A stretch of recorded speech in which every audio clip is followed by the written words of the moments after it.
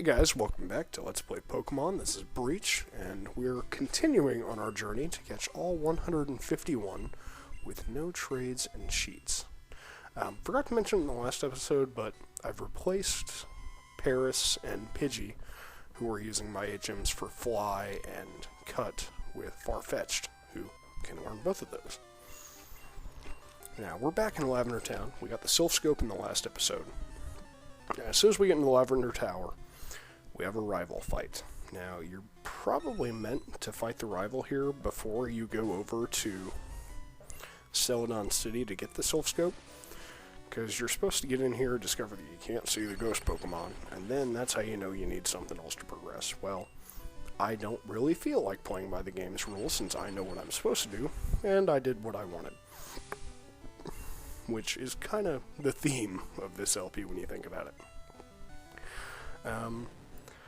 The rival is always going to have a balanced team, which means if you have a couple of strong Pokemon in specific types, you'll be able to wipe him out very fast. At this point, he's going to have a Pidgeotto, a Gyarados, a Kadabra, a Growlithe, and his starter, which his starter will be the one who's strong against yours. Those will obviously change depending on what his starter is. If he has a Wartortle, he won't have a Gyarados. He'll have a grass type in its place. If you started with Bulbasaur and he started with a Charmander, then he will not have the Growlithe, and instead will have a Gyarados and a grass type. I think probably an Execute. Can't remember which he has at this point. Might even be Eradicate. I know he had the Eradicate before. You're not supposed to be able to catch Execute at this point, so he may or may not have it. But he'll always have that Kadabra and always have that Pidgeotto. And now he finally let it evolve to an Ivysaur. And, you know, we got Vulpix a few levels back when we were fighting the Rockets. He's still not great, not useful, not near as good as Growlithe.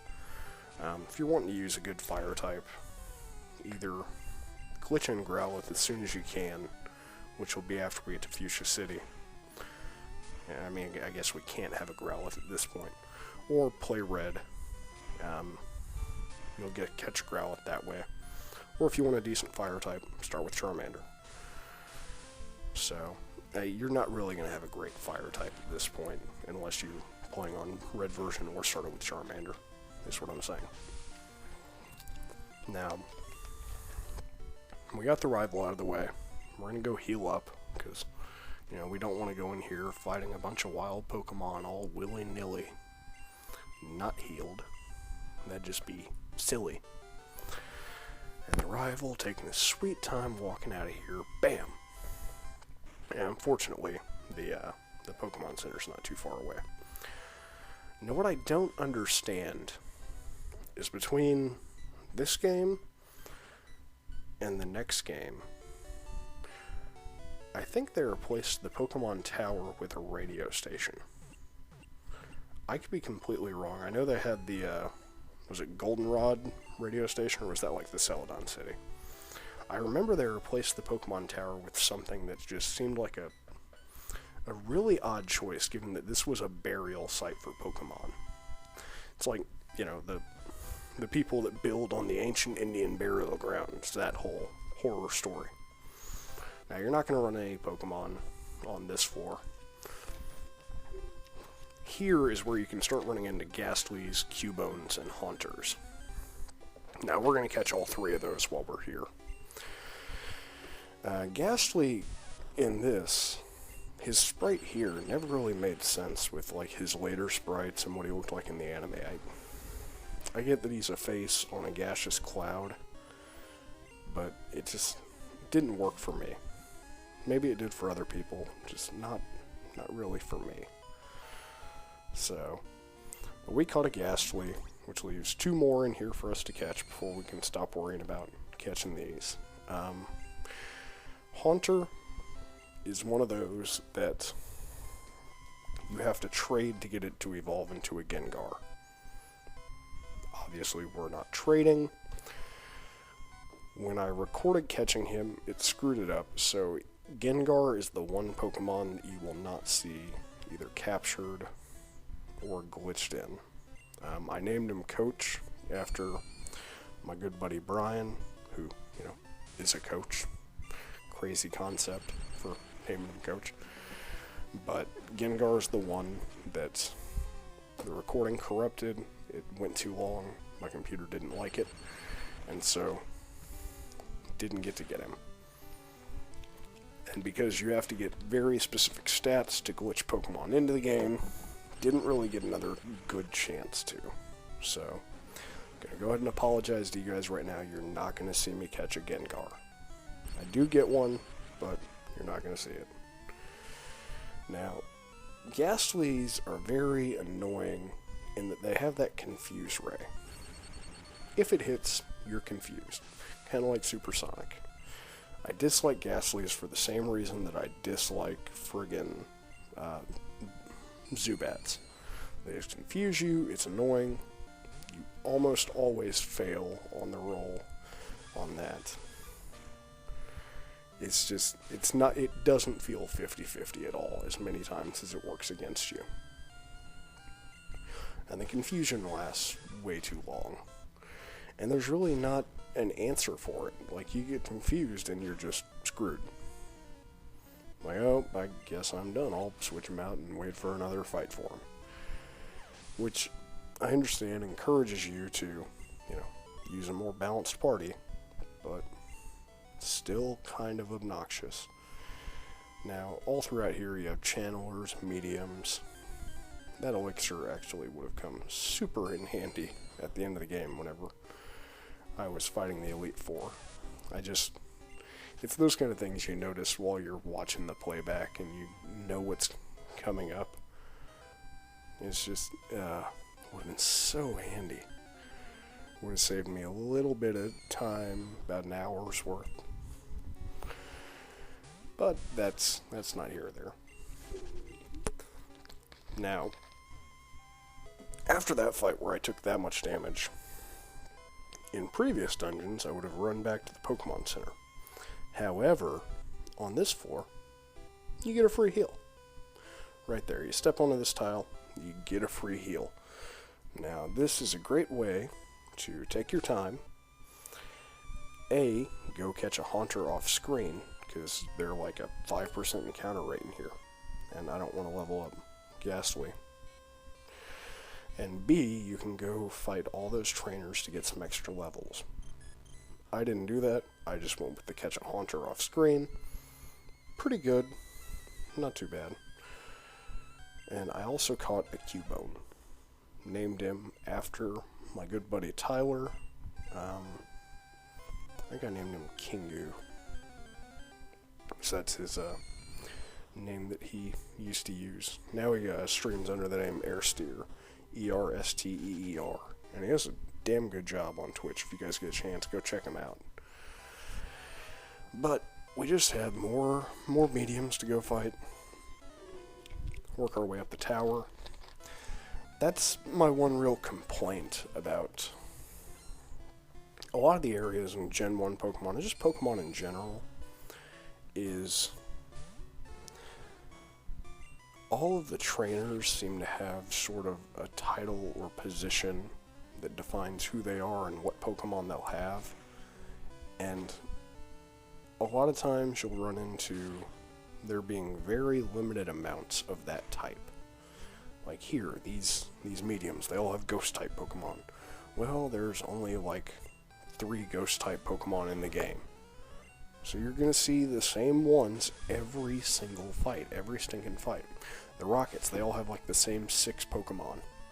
Youngsters, lasses, they all have the same ones.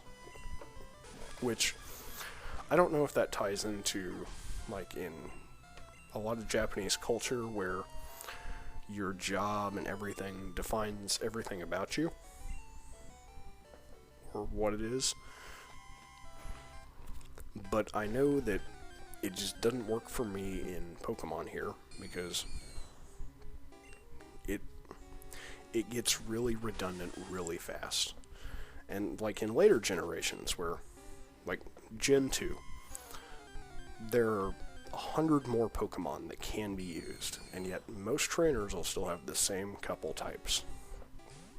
Gen 3, even more. And you'll still run into the same, like, oh, instead of Rattata, we have all Zigzagoons all over the place. Zigzagoon, as far as the eye can see. Now, you can run into an encounter on the healing tile, by the way. Which, if you do, you get the heal after the encounter, not before. So, that can really screw you over if you get into a desperate situation. But here, it's just ghastly, ghastly, ghastly. So much ghastly. It's just obnoxious. Like, what are some of the things about the games that you don't like? Like, a lot of the game I absolutely love. And I know this Let's Play has been a love letter to the game so far. But there are aspects of the game that just are frustrating or annoying beyond belief. And that's true with every game. Like, no game is perfect. Ocarina of Time, not perfect. Super Metroid, not perfect. All the games that we hold in the highest esteem, there's something that's could be done better in each of them. That's why they've made more games, and we don't just sit around and play the same one every single day for the rest of our lives. That, and we always need the next new challenge. I'm a very big fan of the theory that gamers are people who tap deeper into the risk-reward portions of their brain. Or cost-benefit analysis, if you look at it that way, from games theory. Not game theory, the channel, but games theory, the economic theory, where cost-benefit analysis, the benefit to you is a nice rush of dopamine in the brain whenever you accomplish something good in the game, versus the cost of going through the challenge of doing it. And you have to go through greater and greater challenges to get the same rush every time, which is why you don't just go back and say, oh, I beat the same thing over and over and over again. That's why the same challenge over and over gets boring to you. That's why the same ghastly, boring. And a forced rare candy right here. Now, honestly, I should go back and heal up Wartortle, get that paralysis off, because paralysis is another one that, you know, it doesn't proc every time, but it procs just enough to be obnoxious.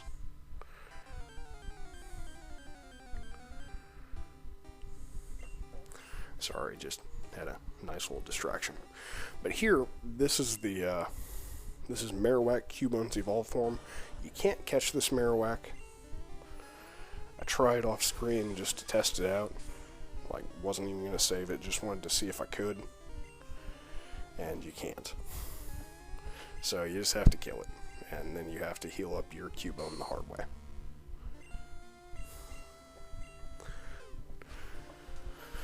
And sure enough, going to hit us with Bone Club over and over. And Bite not going to work to the extent that we want it to. But Marowak's not too hard. Now here's the point where we're going to go back and heal up, because we have a nice little gauntlet as we go to the next room, where Team Rocket has decided to take over the tower too. Wonderful. I think we have maybe we have 3 fights here, and they're all pretty dang simple. If I remember right though, they actually mix up some of the Pokemon that one of them can have. Yeah, it's not this one, like this guy's just Rocket Scrub. Using the Zubats, and I think he has a coughing or two. This might be the first spot where you can see wheezing, if I'm not mistaken. Which, you know, I have been before. I have been before in this episode, I think. If not the last episode. I don't know, I'm doing the commentary for these back to back. Even though you'll see them, you know, a day apart. Maybe, I don't know. Hopefully. Depending on... I can't see into the future. I don't know what I'm talking about. Come on. I just know that I'm tired of fighting Zubats and Ghastlies. There's 151 different options for Pokemon that you can have, and yet you all have the same one.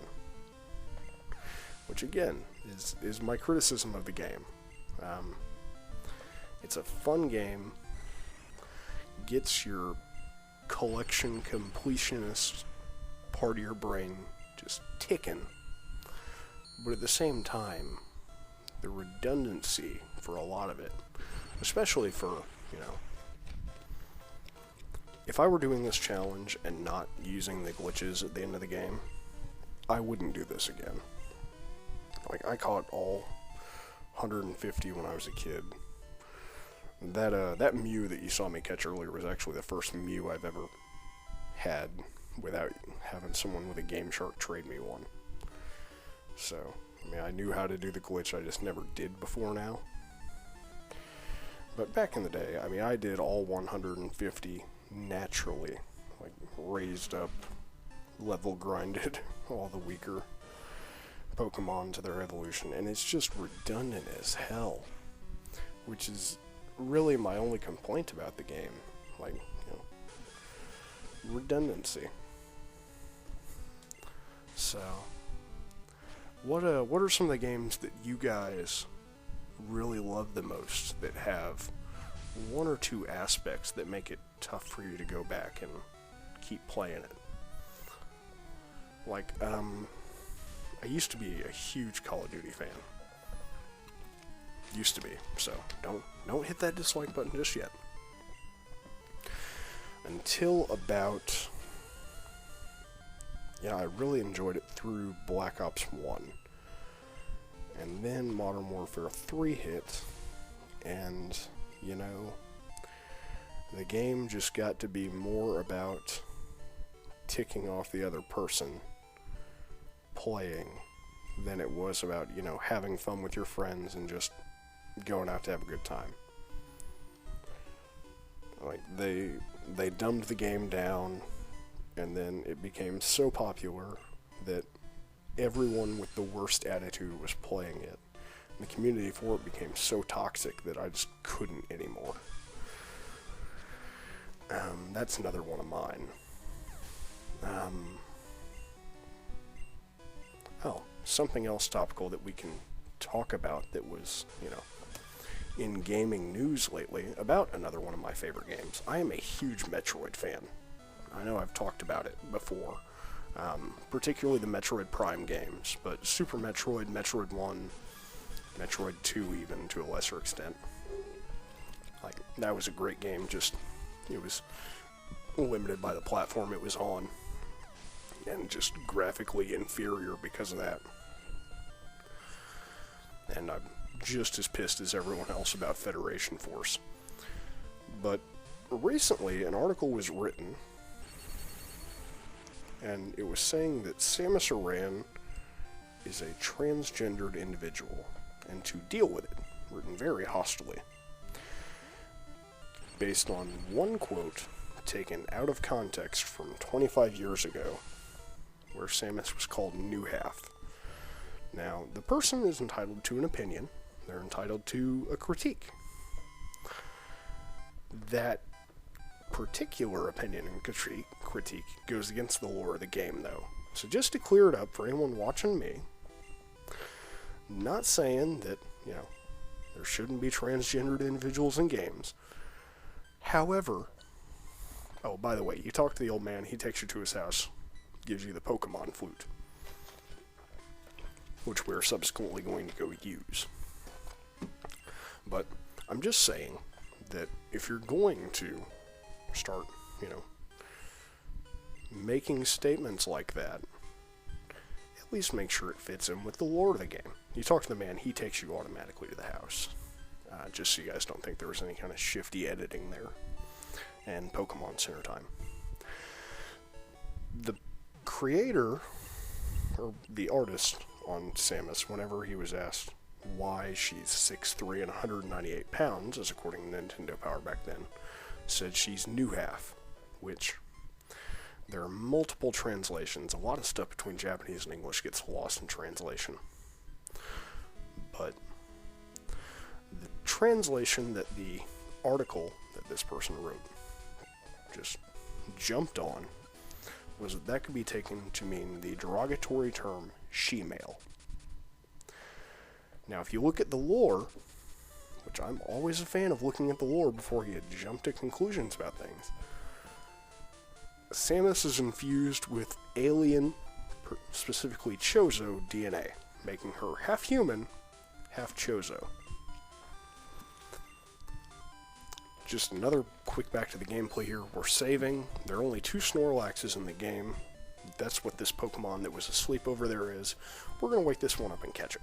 He's kind of a pain in the ass. Has a whole lot of defense, whole lot of attack, whole lot of special defense. So it's going to take a couple minutes here as we try and catch us a Snorlax. But back to it. Samus is half alien, half human.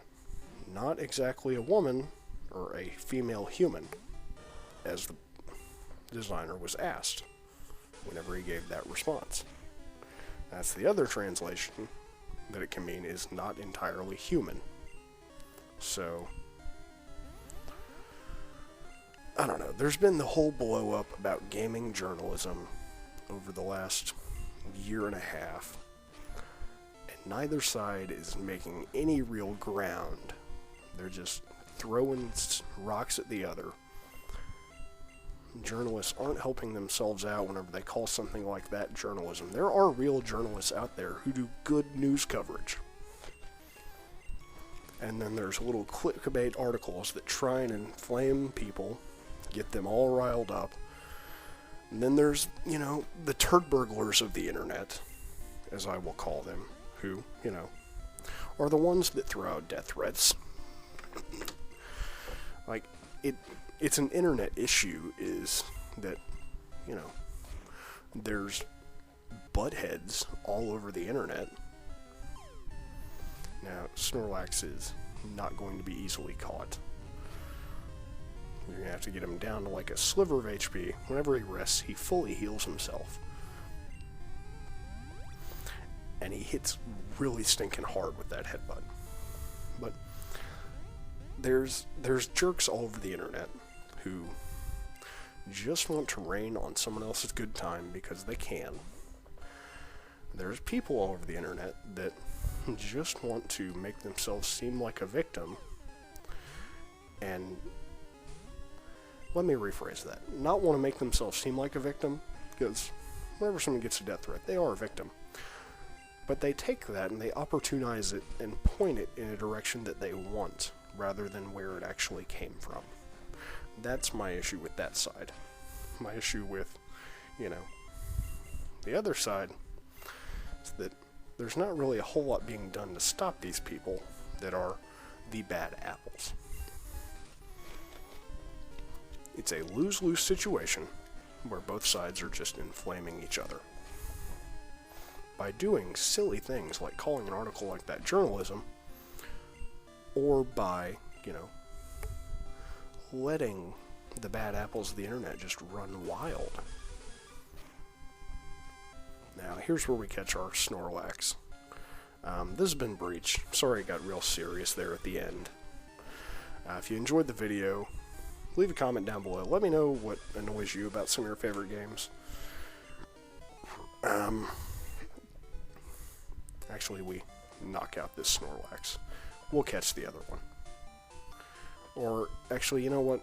I'll go back to that save and catch him off screen. Thanks for watching.